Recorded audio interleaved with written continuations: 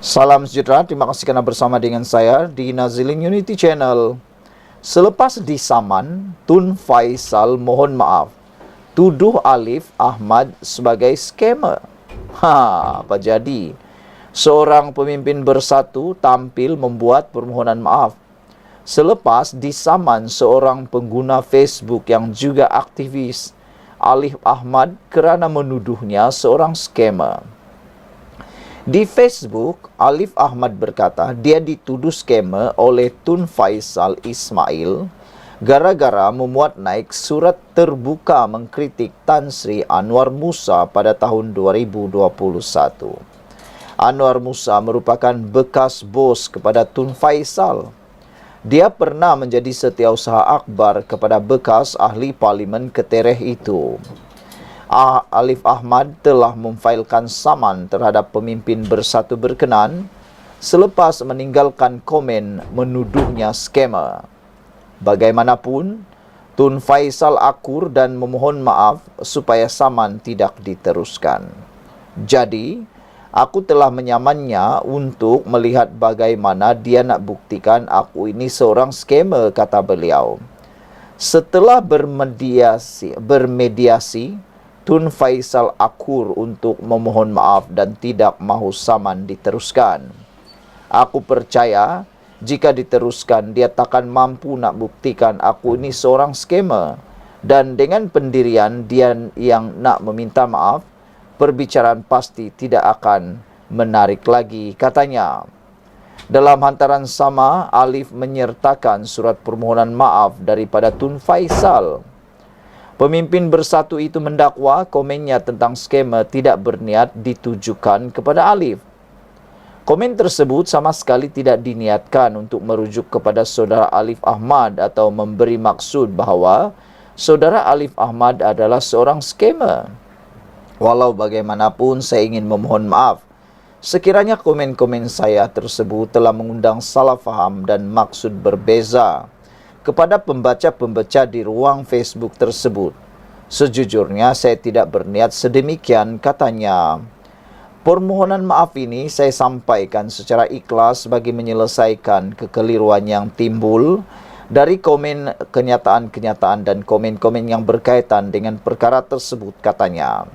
Dengan permohonan maaf ini, saya kira segala khilaf ini dapat diselesaikan secara damai tanpa meneruskan proses keadilan di dalam mahkamah, kata surat permohonan maaf yang disiarkan di Facebook Alif Ahmad II. Alif banyak menjalankan skrut atau penyiasatan terhadap latar belakang pemimpin politik. Dia juga mengupas isu-isu semasa dalam negara. Saudara-saudara sekalian, ada beberapa netizen kata mereka hairan kenapa Alif seperti sudah mula berlembut. Kata mereka, tidak perlu terima permohonan maaf itu, kata mereka. Biar jadi pengajaran kepada Tun Faisal selepas beliau mengaku dan telah memohon maaf. Kata netizen, itulah sebabnya ramai orang yang terus-menerus membuat fitnah. Kenapa? Sebab bila mohon maaf, tidak lagi diteruskan saman. Ramai netizen kata lebih baik diberi pengajaran disaman saja. Apalagi kalau sudah terbukti mereka bersalah memfitnah. Itu lebih mudah, kata mereka. Apabila komen anda, sila tinggalkan komen anda, tekan butang subscribe. Selamat petang, salam sejahtera, terima kasih kerana bersama dengan saya di Nazilin Unity Channel. Mengaitkan bala Allah dengan DAP, ini satu tindakan yang melampau, habis modal politik daripada PAS. Pemimpin DAP, Syarizan dan Rara akhirnya tampil sekolahkan pemimpin PAS cukup kau-kau. Dua pemimpin DAP menemplak perwakilan pemuda PAS kawasan Machang. Muhammad Sharif Muhammad Azhari yang tiba-tiba mengaitkan kejahatan DAP sebagai punca datangnya bala Allah di Masjid India. Muhammad Sharif mentafsir kejadian lubang benam berhampiran Masjid India Kuala Lumpur baru-baru ini sebagai tanda bala dari Allah. Ahli Parlimen Bangi, Saridan Johan menemplak kenyataan itu menyifatkan ia sudah melampaui batas. Beliau menegaskan tidak patut mana-mana pihak mengambil kesempatan ke atas tragedi Lubang Benam atau mana-mana musibah yang menyerang seteru politik mereka. Sebagai ahli politik muda, katanya sepatutnya perwakilan tersebut membawa politik baharu untuk bersaing dengan sehat dan memainkan peranan semak dan imbang terhadap kerajaan. Malangnya, PAS sekali lagi membuktikan bahawa mereka masih terperangkap dengan polemik dan retorik politik lapuk dan melampau, katanya menerusi X. Sementara itu, ahli Parlimen Bentong, Yong Safura, mendesak Muhammad Sharif menarik balik kenyataan itu dan membuat permohonan maaf atas ucapan tidak bertanggungjawab. Beliau berpandangan mengaitkan tragedi Lubang Benam dengan perbuatan DAP adalah kenyataan berniat jahat yang cuba menimbulkan fitnah dan sangkaan buruk terhadap sesuatu yang bukan di bawah pengetahuan mereka. Adalah tidak munasabah mengaitkan bencana dengan bala Allah yang hanya dalam pengetahuan yang Maha Esa. Serahkan urusan Tuhan kepada Tuhan. Kita tidak berhak membuat penghakiman yang sembrono seperti ini, kata beliau. Saya minta Saudara Sharif untuk meminta maaf dan menarik balik kenyataan tersebut, katanya lagi. Terdahulu, pemimpin PAS itu menyalahkan Menteri Wilayah Persekutuan dan Pembinaan Menara Berkembar Petronas KLCC dibina di Kuala Lumpur dengan dalam isu terjadinya lubang benam. Dia bagaimanapun tidak menyebut menteri mana yang dimaksudkan dalam kenyataannya. Namun, KLCC dibina ketika Tun Dr. Mahathir Mohamad menjadi Perdana Menteri keempat. Dia juga secara tiba-tiba mengaitkan kejadian itu sebagai satu bala sekiranya tidak disekat kejahatan DAP. DAP ini jahat, kata beliau, buat kerja jahat dan kita biarkan dan kita kena sebut perkara ini, katanya seperti dilapor media tempatan. Adalah tidak adil menyerang pemimpin-pemimpin seperti ini. Sehingga salah seorang daripada pemimpin yang ada di Malaysia juga mengatakan bahawa kalau mereka cuba mengaitkan perkara itu dengan bala Allah, bolehkah menganggap banjir besar di Kelantan juga sebagai bala Allah? Menurut Menteri Wilayah Persekutuan di Jabatan Perdana Menteri Wilayah Persekutuan Dr. Zaliha, apa yang berlaku, kata beliau, adakah wajar untuk kita katakan banjir besar yang pernah melanda Kelantan suatu ketika dahulu adalah bala yang Allah turunkan atas kesalahan mungkin beberapa pemimpin PAS Kelantan?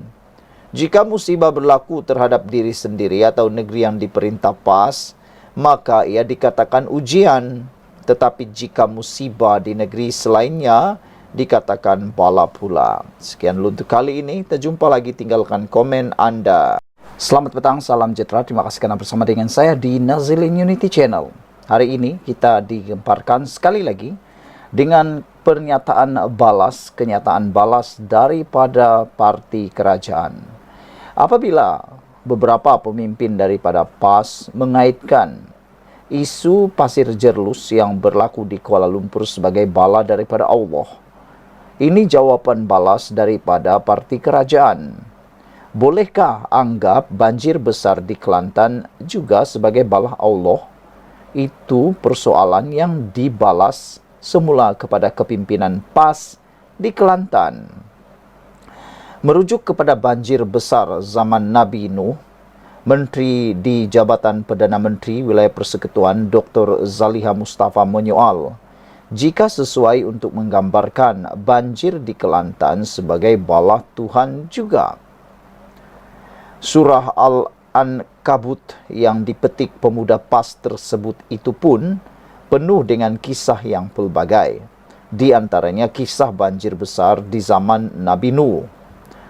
Justru, adakah wajar untuk kita katakan banjir besar yang pernah melanda Kelantan suatu ketika dahulu adalah bala yang Allah turunkan atas kesalahan mungkin beberapa pimpinan PAS Kelantan. Jika musibah berlaku terhadap diri sendiri atau negeri yang diperintah PAS, maka ia dikatakan ujian. Tetapi jika musibah di negeri selain daripada yang diperintah PAS, itu pula dikatakan bala. Tak adil nak lakukan seperti itu. Perwakilan Pemuda PAS kawasan Machang, Muhammad Sharif Muhammad Azhari, sebelum ini mendakwa kejadian lubang benam di Kuala Lumpur sebagai bala Allah. Zaliha menggesa PAS belajar menjadi pembangkang yang lebih konstruktif daripada menggunakan agama sebagai alat. Saya juga mahu mengingatkan agar berhujahlah dengan sesuatu yang benar. Kena rajin-rajinlah membaca dan cari fakta, kata beliau. Hujah yang dangkal hanya menunjukkan betapa dangkalnya juga cara kita berfikir, tambahnya lagi. Berhubung dokumentari mengenai KLCC yang disebut, Zaliha berkata, pembinaan menara berkembar tersebut masih dianggap sebagai kajian kes tentang bagaimana teknologi boleh digunakan untuk pembinaan di atas tanah lembut. Maka ia adalah suatu pencapaian dalam dunia pembinaan dan ianya berlaku di Malaysia, kata Zaliha.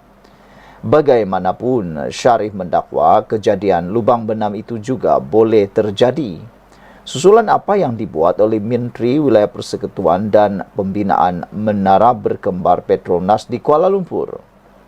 Malah menurutnya, dia memperoleh maklumat melalui dokumentari pembinaan KLCC yang diterbitkan oleh National Geography. Itu ambo saya tengok National Geography semasa dia buat KLCC. Dalam National Geography itu, dia kata masa nak buat peringkat awal, ada satu bahagian memang tak sepatutnya KLCC boleh dibuat di situ, dakwa ahli PAS itu. Terdahulu, ahli Parlimen Bangi, Sarezan Johan, turut mengecam perwakilan PAS kerana melampaui batas dengan melibatkan DAP dalam hujah tersebut. Tidak patut mana-mana pihak ambil kesempatan kata strategi lubang benam atau mana-mana tragedi atau musibah untuk menyerang seteru politik mereka. Sebagai ahli politik muda, sepatutnya perwakilan tersebut membawa politik baru untuk bersaing dengan sihat dan memainkan peranan semak dan imbang terhadap kerajaan. Malangnya PAS sekali lagi membuktikan bahawa mereka masih terperangkap dengan polemik dan retorik politik lapuk yang melampau, katanya dalam hantaran di X. Sarizan mengulas perwakilan PAS yang menuduh kejahatan DAP perlu dibendung. Bolehkah menganggap banjir besar di Kelantan sebagai bala Allah? Saudara-saudara sekalian, kenyataan daripada Menteri Wilayah Persekutuan ini merujuk kepada ini adalah satu perkara yang boleh difikirkan. Kata beliau, adakah wajar kita katakan bahawa banjir besar yang pernah melanda Kelantan suatu ketika dahulu adalah bala yang Allah turunkan atas kesalahan mungkin beberapa pemimpin PAS Kelantan? Menurut beliau, jika musibah berlaku terhadap diri sendiri atau negeri yang diperintah PAS, maka ia dikatakan ujian. Tetapi jika musibah di negeri lain, selainnya dikatakan pula bala. Tak adil seperti itu. Sekian dulu untuk kali ini. Jangan lupa tinggalkan komen Anda. Salam sejahtera. Terima kasih kerana bersama dengan saya di Nazilin Unity Channel. Tindakan sayap Pemuda PAS Selangor mencadangkan, menggesa supaya PAS mengawini orang bukan Islam, orang bukan Melayu bagi mendapatkan undi, kini menjadi tular. Komen terkini daripada Setiausaha Agung UMNO ialah, perkahwinan adalah ikatan suci, bukan alat politik.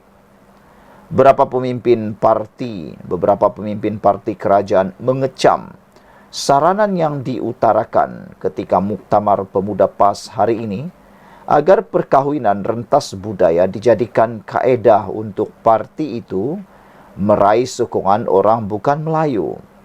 Antaranya, Setiausaha Agung UMNO Ashraf Wajdi Dusuki yang membangkitkan kesucian perkahwinan. Saudara-saudara sekalian, sebelum kita teruskan ulasan ini, ada pengulas politik dan pemerhati politik kata, tindakan cadangan dan saranan daripada sayap pemuda PAS itu bukannya menyebabkan lebih ramai orang bukan Melayu, bukan Islam mendekati PAS, tetapi ini akan menyebabkan mereka lebih takut mendekati PAS. Kerana mereka kata mereka akan lebih takut untuk dikawini oleh pemuda PAS. Saudara-saudara sekalian, tindakan itu menyebabkan lebih ramai bukan Melayu dan bukan Islam menjauhi PAS, kata beliau lagi. Adakah tindakan cadangan saranan itu sebenarnya adalah tanpa disedari menjadi jerangkap yang makan Tuhan? Saudara-saudara sekalian, Setiausaha Agung UMNO Ashraf Wajdi Dusuki yang juga Setiausaha Agung UMNO membangkitkan kesucian perkahwinan. Kata beliau, dalam Islam, perkahwinan adalah penyatuan suci di hadapan Allah dan tidak patut digunakan sebagai alat untuk keuntungan politik dan nafsu untuk kuasa. Ciapnya DX. Ramai netizen, penganalisis politik, pengulas politik yang setuju dengan kenyataan Datuk Seri Ashraf Wajdi Dusuki ini.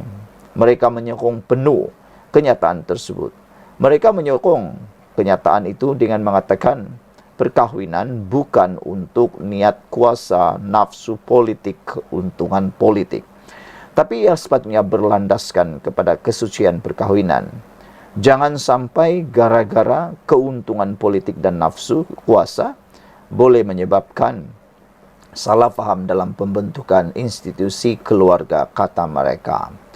Ketua Pemuda DAP pula, Kelvin Yee, menyifatkan cadangan itu sebagai satu cadangan yang menjijikkan. Kata beliau, mereka tiada masalah untuk mencemarkan institusi perkahwinan demi politik dan merendahkan wanita hanya sebagai objek yang boleh didagangkan dan untuk cita-cita politik mereka sendiri. Pemimpin PAS boleh mengkritik cadangan ini tetapi tidak berbuat demikian. Buat permohonan maaf, ciapnya DX. Hari ini Setiausaha Pemuda PAS Selangor Aubidullah Fahmi Ibrahim menyarankan agar pemimpin sayap itu untuk berkahwin dengan wanita bukan Melayu untuk mendapatkan sokongan orang bukan Melayu. Kita nak cadangkan supaya kepimpinan pemimpin pemuda ini perlu berkahwin rentas kaum ataupun rentas budaya, katanya. Kerana apa? Kerana apabila kita berkahwin merentas kaum ataupun budaya ini, kita bukan sekadar boleh menangkap satu undi, tapi insya Allah kita akan menangkap 10 bahkan ratusan undi daripada bukan Melayu dan bukan Islam, katanya di Muktamar PAS ke-65 hari ini.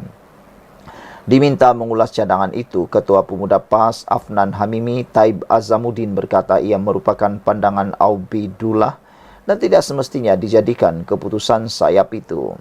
Dia juga menganggap cubaan media untuk mendapatkan ulasannya mengenai cadangan itu sebagai soalan perangkap, sambil menambah istrinya sedang mengikuti muktamar secara dalam talian.